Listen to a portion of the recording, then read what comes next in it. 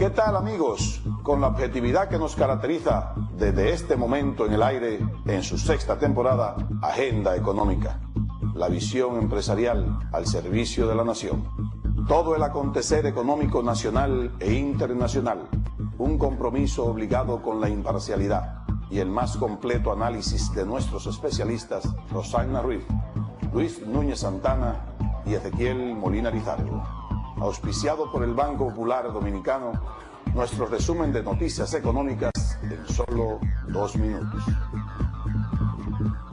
Según las estadísticas que recupera la edición número 5 del Índice Económico de las Páginas Amarillas, el 2010 fue un año de recuperación para la economía, pues comparado con el año anterior, más negocios abrieron sus puertas. Sin embargo, la mejoría no duró mucho porque debido a presiones externas, el estudio describe un panorama difícil para este año. El administrador del Banco Agrícola, Paino Abreu Collado, reveló que en los primeros 4 meses de este año, la institución desembolsó 2.087.4 millones de pesos en préstamos a productores agropecuarios de diferentes regiones del país, para un aumento de un 7.2% con relación a igual periodo del 2010.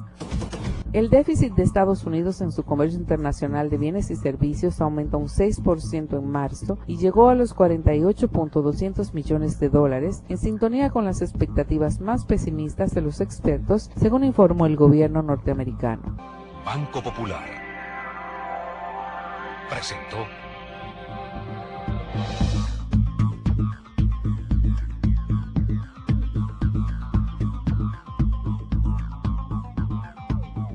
Muy buenas noches, amigos y amigas de Agenda Económica, bienvenidos. Hoy día Rosagna Ruiz y quien les habla, Luis Núñez, como siempre, acompañándolos para comentar y para analizar los temas de actualidad económica. En estos días, Rosagna, un tema que siempre reviste mucho interés en la República Dominicana, se está hablando, y lo hizo el ministro de Economía, de que próximamente vendrá al país la misión del Fondo Monetario Internacional para revisar los términos del acuerdo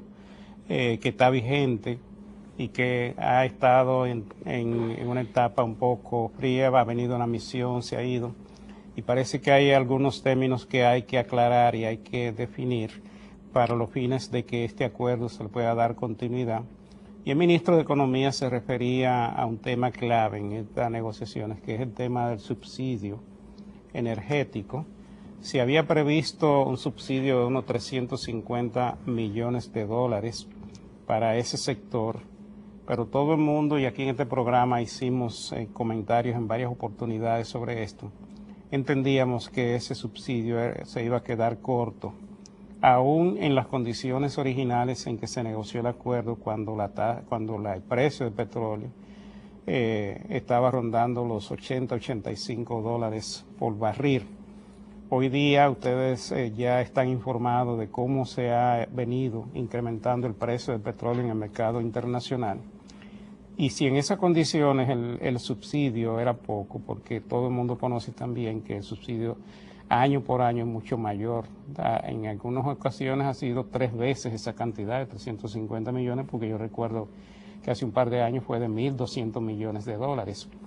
Entonces, hacer un acuerdo sobre la base de un subsidio de 350 millones, uno como que lo veía poco difícil de que pudiera cumplir. Y ahora se está planteando la necesidad de que los miembros del equipo económico de la República Dominicana y la mención del Fondo Monetario Internacional entren en una fase de discusión para ver hasta qué punto este subsidio se va a negociar. Según el ministro de Economía, se está pensando que el subsidio podría ser más del doble de esa cantidad, es decir, más de 700 millones de dólares, con el panorama que se ha presentado en los precios internacionales del petróleo. Pero también el ministro hacía referencia al hecho de que es muy importante que esta revisión del acuerdo con el Fondo Monetario Internacional, esta nueva carta de intención, se llegue a suscribir, porque hay pendiente de colocar en el mercado internacional unos 500 millones de dólares que están en el presupuesto de la nación, y en un acuerdo con el Fondo Monetario Internacional sería un gran elemento para que esta negociación se pudiera llevar a cabo en las mejores condiciones. Porque aun cuando tú lo puedes hacer sin un acuerdo con el Fondo Monetario, las tasas y el costo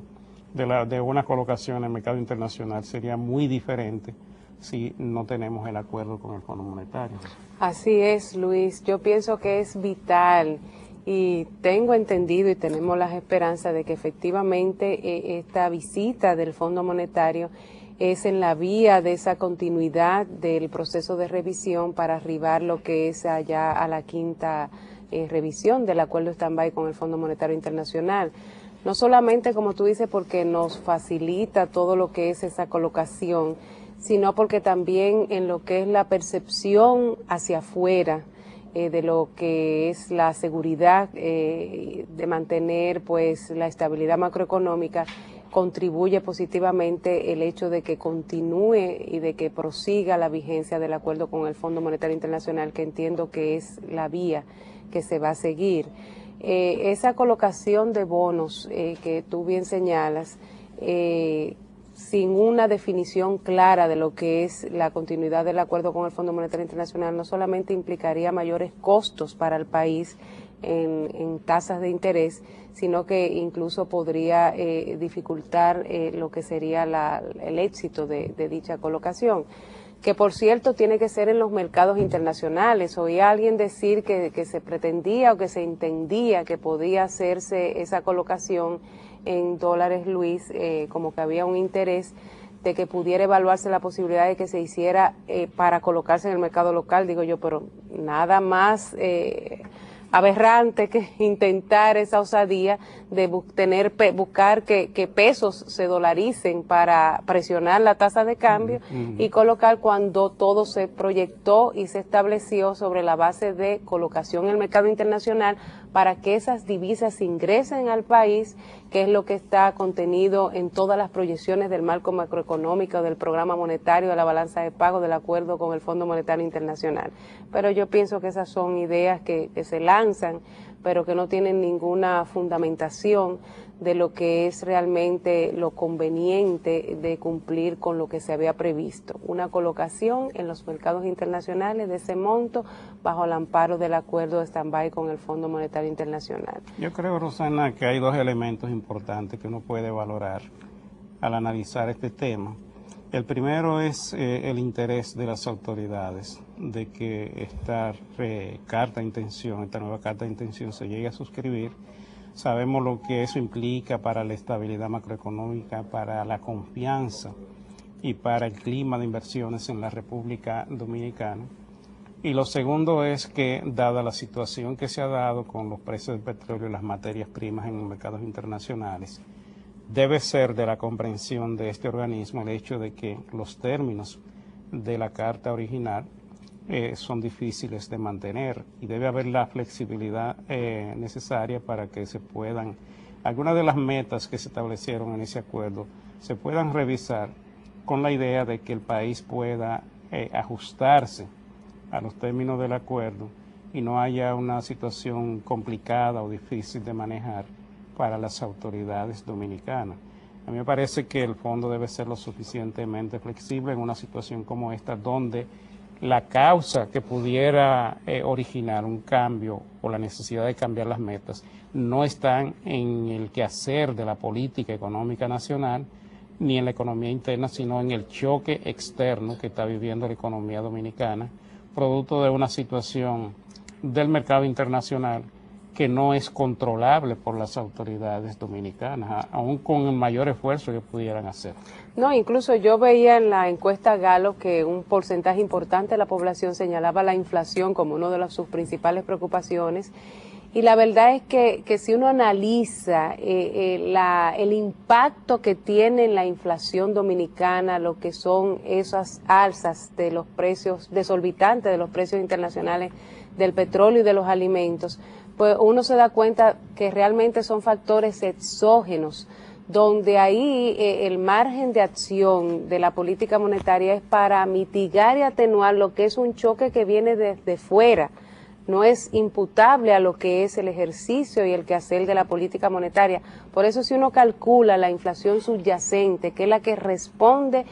específicamente a condiciones monetarias, se da cuenta que sin mayores dificultades pudiésemos cumplir la meta acordada en el programa monetario, en el acuerdo con el Fondo Monetario, de llegar entre un 5 y 6, que es una inflación modelo a nivel de América Latina y el mundo. O sea, mantener una inflación, señores, ahí hay que educar a ese segmento de la población de menos, de un dígito, en los niveles que le hemos tenido en los últimos 6 años. Es una labor titánica que, lejos de ser un problema, debe ser un reconocimiento a un gran esfuerzo de coordinación efectiva entre la política fiscal y la política monetaria. Pero es parte de lo que tenemos que hacer, de orientar y de educar y de formar, para que se sepa efectivamente cómo apreciar un problema donde el 60% es creado por razones de fuera, no por razones internas. Vamos a una pausa y regresamos.